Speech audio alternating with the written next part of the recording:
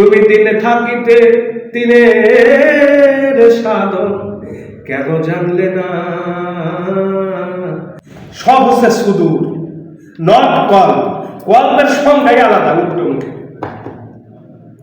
গুরু কোনোদিন কল পরিষ্কার করবে না, কিন্তু হ্যাঁ, এই যে গুরু যে কল পরিষ্কার করবে এটাও কিন্তু আবার দেহতত্ত্বে ঠিক আছে, কিন্তু এই শরীয়তের দৃষ্টিকোণ থেকে আমরা যে গুরু মসজিদ ভাবি, এ গুরু কিন্তু আমার এই 5টা জিনিসকে কন্ট্রোল করার জন্য শিক্ষা দীক্ষা দিবে এই গুরু।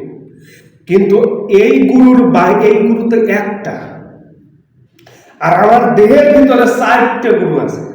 কয়টা গুরু? আবার 12টা নেতা আছে। গুগলে লেখে যে 12 জন ইমামের কথা কোরআনে কোথায় লেখা আছে। আবার এই যে 14টা সিজদার কথা বলে, 14টা সিজদার কথা কোরআনে কোথায় লেখা আছে? সূরা ইউসুফের ভিতরে 14টা সিজদার কথা বলা আছে। এখানে প্রত্যেকের রূপ হিসেবে 11টা নক্ষত্র, একটা চন্দ্র, একটা সূর্য, কয়টা হলো? 13টা, এবং ইউসুফ, এই হলো 14। এই 14 ভুবনের যে 14টা সিজদায় এই একটা আয়াতের ভিতরে সীমাবদ্ধ, এবং এই সীমাবদ্ধতার ভিতরে এই জায়গা থেকে উৎপন্ন হয়েছে 14 বিঘা। এই দেহটা যে 14 বিঘা, তার ভিতরে 2 বিঘা খাস, আর 12 বিঘায় 12 জন নেতা অবস্থান করে। সেই 12 নেতা হচ্ছে কানে থাকে একজন, 2 কানে একজন থাকে। কয়জন? সে কি করে? খালি শুনবে, ওর আর কোনো কাজ আছে?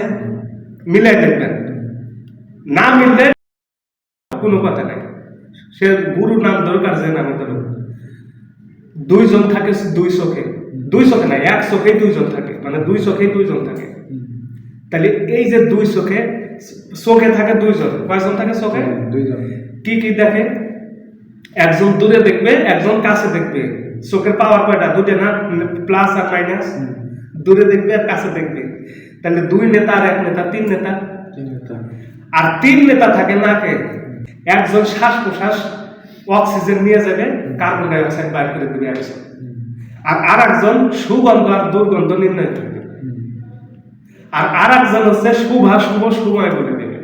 2 নেতা থাকে হচ্ছে মুখে। কোথায়? মুখে। একজন আমার মতো ফটর ফটর করবে, কথা বলবে, আর একজন খাবে। দেখো তো, এছাড়া আর কোনো কাজ আছে না? তাহলে এখানে কয় নেতা পেলেন? 3 আর 3 6 আর 2 8টা। তাহলে এখানে কয়টা পেলেন? 8টা। বীর্য এবং সূত্র, এই 2টে। তাহলে কয়টা হলো? 10টা। তাহলে 8 আর 2 10টা পেলেন। তাহলে আরো 2টি আছে। এই 2টে আবার পুরুষের ভিতরে নাই। এখন চলে যেতে হবে নারীর ভিতরে। একটা হচ্ছে রজ, আর আরেকটা হচ্ছে মধু। অর্থাৎ আমার দেহ থেকে একটা বীর্য বের হবে, বীর্য শুক্র যাবে। আর নারীর দেহ থেকে 3টে বস্তু বের হবে। ওই যে একটা হচ্ছে সুধা, সুধাটা কিন্তু আমাদের ভিতরে শুক্ররূপ যে পিস ছিল তা, এই জিনিসটা ওদের ভিতরে দেখবেন যখন কাম জাগ্রত হয় তখন ভিজে যায় না, এটা হচ্ছে সুধা। আর মধু হচ্ছে সময় যেটা বের হচ্ছে সেটা হলো মধু। আর একটা বের হয় হচ্ছে রজ। তুমি দিনে থাকিতে দিনের সাধন কেন জানলে না? সময় গেলে সাধন হবে না। এই যে 3-এর সাধন, 3 চলে আসলো না? আবার আলিফ লাম মিম, এটাও 3। এই যত 3-এর কর্ম আছে, 3টে ধারা যেখান দিয়ে প্রবাহিত হয়। পুরুষের এমন কোনো জায়গা নাই যেখান থেকে 3টে ধারা প্রবাহিত হবে, কিন্তু নারীর একটা জায়গা দিয়ে কয়টা ধারা? 3টা ধারা। মিনস্ট্রুয়াল সাইকেলের কি বের হচ্ছে? ওটা রজস্বলা হচ্ছে, তখন কি বের হয়? লাল ব্লাড, রজস। আর একটা হচ্ছে সুধা। সুধা কখন বের হচ্ছে? যখন যৌনতা তাকে আকর্ষণ করে। আর একটা হচ্ছে যৌনতার চরম তৃপ্তির সময় যেটা বের হয় সেটা হচ্ছে মধু।